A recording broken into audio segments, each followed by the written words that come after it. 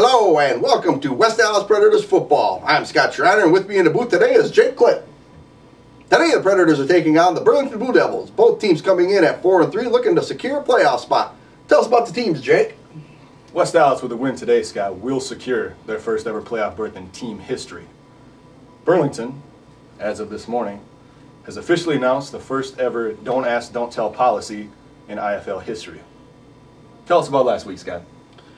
Last week the Predators could have secured a playoff spot with a win against the Milwaukee Venom. Instead they decided to come out and lay a big steamy turd, and now they have to win their way in this week into the postseason. What do you think the keys to the game will be this week, Jake? Scott, I think there's two keys. If the Predators can do one of two things, they will walk out with a win. They must score more points than the Burlington Blue Devils, or keep the Blue Devils from scoring as many points as them. One of those two things, we'll walk out with a win, Scott. Sound advice, Jake. And with that, we'll get right to the action. So I hope you enjoy this matchup, and we'll see you on the field.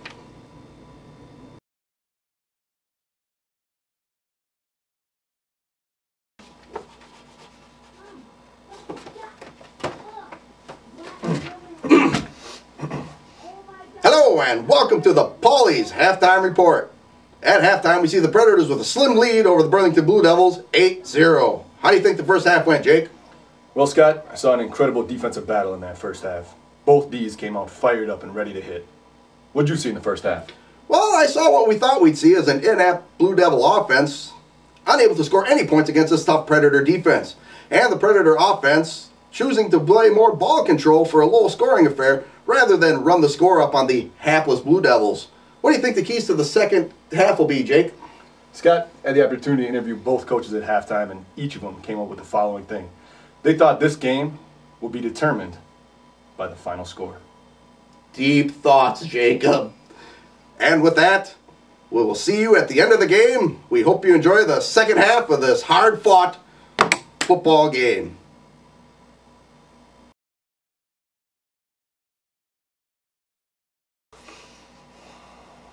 Hello and welcome to the Paulie's post-game report. Today we watched the Predators punch their own ticket into the postseason with a win over the Burlington Blue Devils 14-6. What do you think the rest of the season holds for these two teams, Jake?